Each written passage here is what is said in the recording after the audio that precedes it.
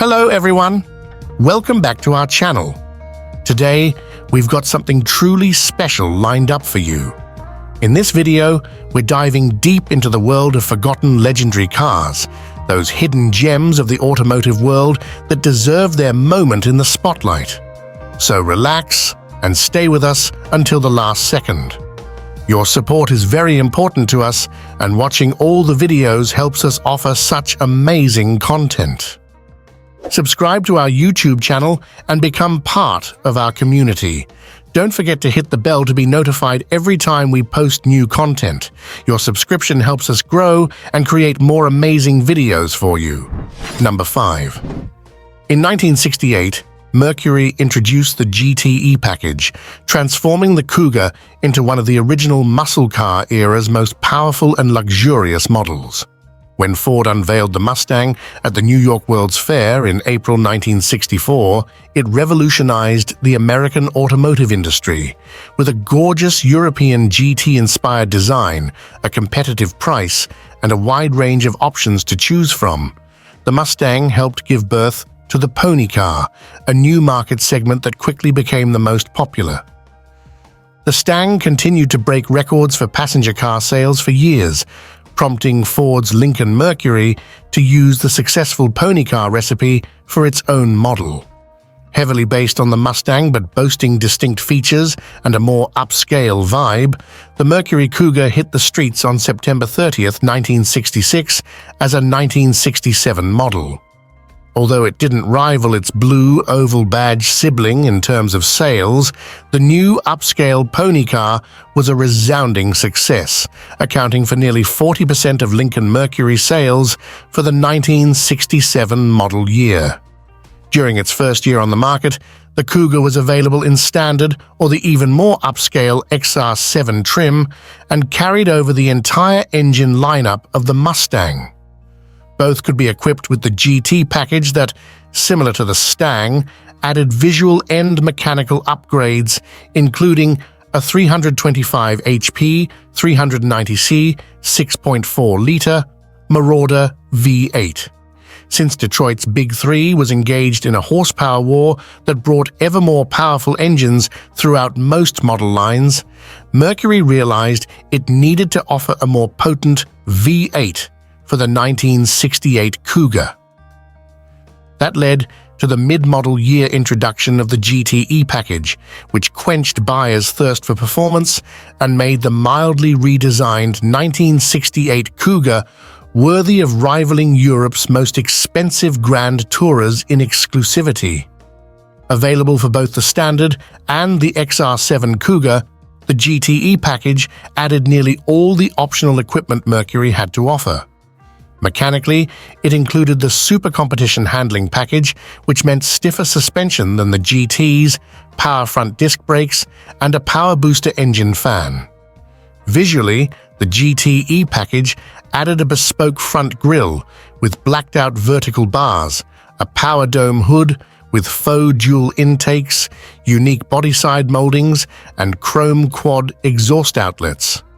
Additionally, the package added an exclusive two-tone paint scheme, though buyers could still opt for a single tone with 11 upper body choices, 7.0-liter badges, and bucket seats wrapped in leather and vinyl.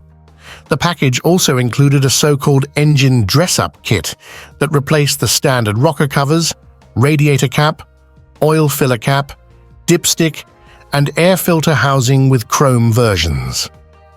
But by far, the most exciting feature of the GTE package was the mighty 427 CI, 7.0-liter V8. For those unfamiliar with this 8-cylinder legend, the 427, built in various configurations, was the highest-performing member of the FE engine family. In full race trim, it powered the Le Mans-winning GT, 40 Mickey's Cougs, and other competition-bred Fords. The street-legal 427 side oiler, nicknamed after the oiling passage located on the lower side of the block, was at the heart of the most powerful Shelby Cobras. Though the lowrider used in the 1968 Cougar GTE was a milder performer than the Cobra's high riser, it was still good enough for 390 GP and 460 lb-ft, 625 nanometers, of torque, mated to a C6 Merc-O-Matic 3-speed automatic. This potent V8 made the 1968 GTE the most powerful commercially available Cougar ever produced. However, from May 1968 to the end of the model year, the newer 335 HP 428 Cobra Jet replaced the discontinued side oiler as the GTE's standard engine. Customers who wanted to get a 1968 Cougar GTE equipped with the 427 had to pay an additional $1,311 for the privilege.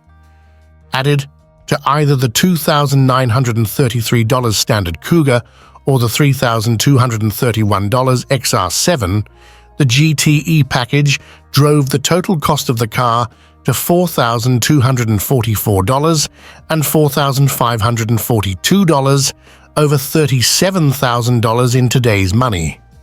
To put it into a better perspective, the GTE package was more expensive than Mopar's Hemi engine package. Therefore, Mercury only sold 394 GTE Cougars and dropped the package after the model year ended. For 1969, the top-performing engine, 428 Cobra Jet, was available in the new performance-oriented Eliminator trim. Of the 394 cats sold with the GTE package, 357 came with the potent 427 engine, because few units were produced and even fewer have survived. These days, the 1968 Cougar GTE 427 is highly sought after. A surviving unit in pristine shape rarely pops up at auction, but when it does, it demands six-figure bids. The Madras Blue example, featured in this article, sold at a Meckham auction in 2020 for $132,000. 55 years after it was unleashed on public roads, the 1968 Cougar GTE remains one of the rarest, most potent models built during the muscle car golden age. Number 4. The Studebaker Avanti, produced from 1962 to 1963, is a notable car for its innovative design and the circumstances of its production. Despite its significant qualities, several factors contributed to its limited distribution and relative obscurity. The Avanti was produced for a very short period, with only about 1,200 units built. The limited production run naturally restricted its availability and presence in the market. The Avanti faced significant production challenges. The initial plans were ambitious, and the company struggled with quality control and production efficiency, leading to delays and issues with the final product. Studebaker was facing severe financial difficulties during the early 1960s. The company's financial instability affected its ability to invest in marketing, production, and distribution, limiting the Avanti's reach and impact. The financial strain meant that Studebaker could not fully support the Avanti with the necessary resources for a wide distribution, leading to its limited presence in the market. The Avanti was positioned as a high-end luxury sports coupe with a premium price tag. This pricing limited its appeal to a broader audience and restricted its market penetration to affluent buyers. Studebaker, while respected for its innovation, did not have the same level of prestige as some of its competitors in the luxury car market. This affected the Avanti's ability to attract a wider customer base. The Avanti was known for its futuristic design, including features like a fastback roofline and a distinctive front end. While innovative, its design was polarizing and did not universally appeal to all consumers. The Avanti introduced several advanced features, including air conditioning and disc brakes, But these innovations did not fully resonate with the broader market or compensate for its high price. The early 1960s were a competitive time for luxury and performance cars, with strong offerings from brands like Chevrolet, Ford, and Corvette. The Avanti had to compete against well-established models with strong brand recognition and larger marketing budgets. The market for high-performance and luxury cars was saturated with options from both domestic and European manufacturers, making it difficult for the Avanti to stand out. The early 1960s saw economic fluctuations that affected consumer spending on luxury items. Economic uncertainties made buyers more cautious about investing in high-priced luxury vehicles. The Avanti is now considered a collector's item and is appreciated for its unique design and historical significance. However, its limited production and the financial troubles of Studebaker have contributed to its relative obscurity. The Avanti's place in automotive history is overshadowed by other more successful models from the same era, leading to its lesser-known status. The Studebaker Avanti is not widely distributed or well-known today due to its short production run, financial difficulties of Studebaker, high price, polarizing design, strong competition, economic conditions, and its eventual overshadowing by other models. Despite its innovative features and unique design, these factors collectively contributed to its limited impact and relative obscurity in automotive history. Number 3. The Lincoln Versailles, produced from 1977 to 1980, is often regarded as a failure in the automotive market. Several factors contributed to its lack of success. The Versailles was based on the Ford Granada, which was not particularly noted for its styling or luxury appeal. The Versailles tried to present itself as a luxury vehicle, but its design lacked the distinctive elegance and refinement expected from a Lincoln. Many buyers felt that the Versailles did not sufficiently differentiate itself from its Ford Granada base. The similarities between the two models were evident, making the Versailles seem like a premium version of a more mundane vehicle rather than a distinct luxury car. Lincoln, as a luxury brand, was expected to offer more unique and upscale vehicles. The Versailles did not align well with Lincoln's brand identity, as it was essentially a rebranded and upscale version of a mass-market car. The Versailles was priced higher than the Granada, but many consumers did not perceive it as offering significantly more value. The luxury features did not justify the premium price for many potential buyers. The Versailles did not offer significant performance improvements over the Granada. The car's performance and handling were considered average, which did not meet the expectations for a luxury vehicle. The Versailles inherited some of the engineering and quality issues from the Granada, including reliability concerns. This impacted the perception of the car as a luxury product. The late 1970s were marked by economic challenges, including a recession and rising fuel prices. These conditions led to decreased consumer spending on luxury items, impacting the sales of vehicles like the Versailles. As fuel prices rose during this period, consumers became more concerned with fuel efficiency.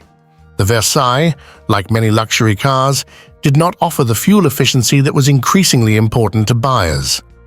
The luxury car market in the late 1970s was competitive, with strong offerings from other American and European manufacturers. The Versailles struggled to compete against more established luxury brands that offered better performance, design, and overall value. Buyers in the luxury segment had high expectations for unique design, superior quality, and performance. The Versailles did not meet these expectations as effectively as its competitors.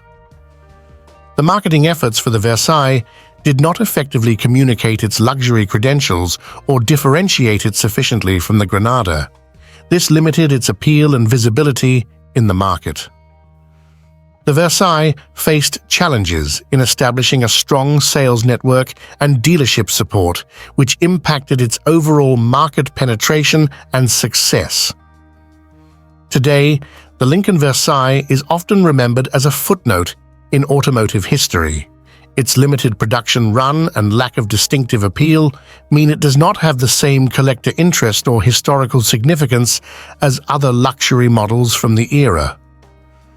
The Lincoln Versailles failed to achieve success due to its controversial design, brand identity issues, performance and engineering shortcomings, economic conditions, intense competition, limited marketing impact, and challenges in establishing a strong market presence. Despite its efforts to position itself as a luxury vehicle, the Versailles struggled to differentiate itself and offer sufficient value to justify its higher price, leading to its relative obscurity in automotive history. Number 2. The Pontiac Ventura, particularly the 1977 model, is not widely known or remembered for several reasons related to its design, market position, and broader context. Here's a detailed look at why this car has not achieved significant recognition. The Ventura was a mid-size car, competing in a crowded segment with many similar models. It was overshadowed by more popular cars in the same category, making it less memorable. The 1977 Ventura had a fairly conservative and unremarkable design, typical of many mid-1970s cars. Its styling did not stand out from competitors, which made it less distinctive and less likely to be remembered. The late 1970s were marked by economic difficulties, including high inflation and fuel crises. These factors affected consumer spending and preferences, leading to a greater focus on fuel efficiency and economy. The Ventura, being a mid-size car, did not stand out in this context, as it was not particularly known for its fuel efficiency or innovation. The automotive industry was shifting toward more fuel-efficient cars due to rising fuel prices. The Ventura did not offer significant advancements or features that catered to this growing demand, which affected its market appeal. The Ventura faced stiff competition from other manufacturers. During the mid-1970s, American automakers were introducing numerous models, and many of these competitors had more distinctive features or stronger brand recognition. Within Pontiac's lineup, other models like the Pontiac Firebird and the Pontiac Grand Prix were more prominent and garnered more attention, overshadowing the Ventura. The 1977 Ventura offered standard performance features that were not particularly notable compared to other vehicles in its class. It did not offer standout performance or technological advancements that would make it memorable. The Ventura's features were relatively basic compared to more advanced models or those with more innovative technology. This lack of standout features contributed to its lack of distinction in the market. The marketing efforts for the Ventura were not as impactful as those for other models, either within Pontiac or the broader automotive industry. This limited exposure contributed to its lack of recognition. Pontiac was known for its performance-oriented vehicles like the GTO and Firebird, and the Ventura did not align with this brand image. As a result, it did not benefit from the same level of brand prestige or attention. The Pontiac Ventura is often considered a footnote in automotive history due to its lack of distinctive features or major impact. As a result, it does not attract the same level of collector interest or historical significance as other more prominent models. Given its unremarkable design and performance, the Ventura has not achieved the same level of collectability as more iconic models from the era. The Pontiac Ventura 1977 is not widely known due to its conservative design, limited performance and features, economic and industry context, intense competition, and limited marketing impact. It was overshadowed by other more notable models from Pontiac and other manufacturers. Number 1. The Packard Hawk, produced in 1958, is relatively obscure today due to several factors related to its design, market context, and production challenges. Here's why it hasn't achieved widespread recognition. Only around 588 Packard Hawks were produced in 1958. The limited production run means fewer cars are available today, contributing to its relative obscurity among classic cars. The Hawk was a short-lived model in the Packard lineup. Its brief production period meant it had less opportunity to build a lasting reputation or presence in the automotive market. Packard was facing significant financial difficulties and a declining market presence in the late 1950s. The company was struggling to compete with larger, more financially stable automakers, which impacted the visibility and success of new models like the Hawk. The Packard Hawk was marketed as a luxury performance car, but it faced challenges in both areas. Packard's brand was struggling to maintain its luxury image, and the Hawk did not achieve the performance levels of its competitors. The Packard Hawk's design was controversial and did not resonate well with buyers. It was based on the Studebaker Hawk, and many felt that it lacked the distinctiveness expected from a Packard vehicle. The car's styling did not align with the aesthetic preferences of the era, which contributed to its lack of appeal.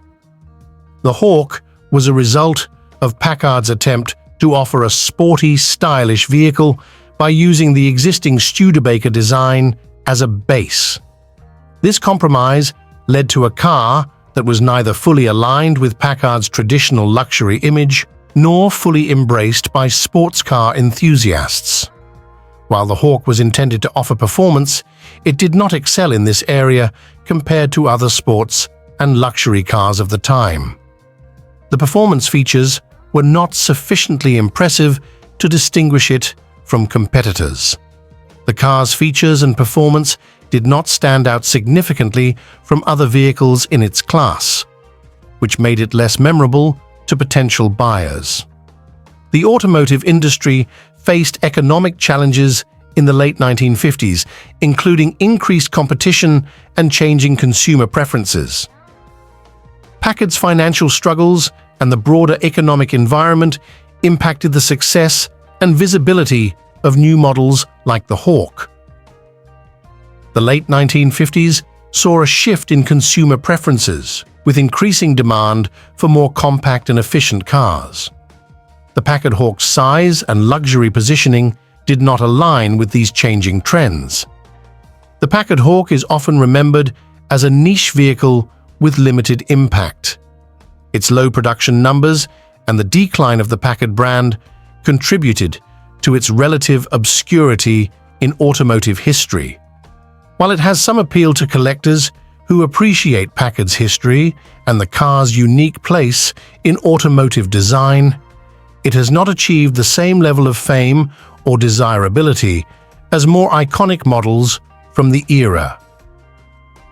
The Packard Hawk is not widely remembered due to its limited production, design controversies, performance issues, and the broader context of Packard's decline in the late 1950s. Despite its unique attempt to merge Packard's luxury image with sporty design, it failed to gain significant traction in the market. Its obscurity today is a result of these factors, combined with the car's limited availability and the challenges faced by Packard during its production.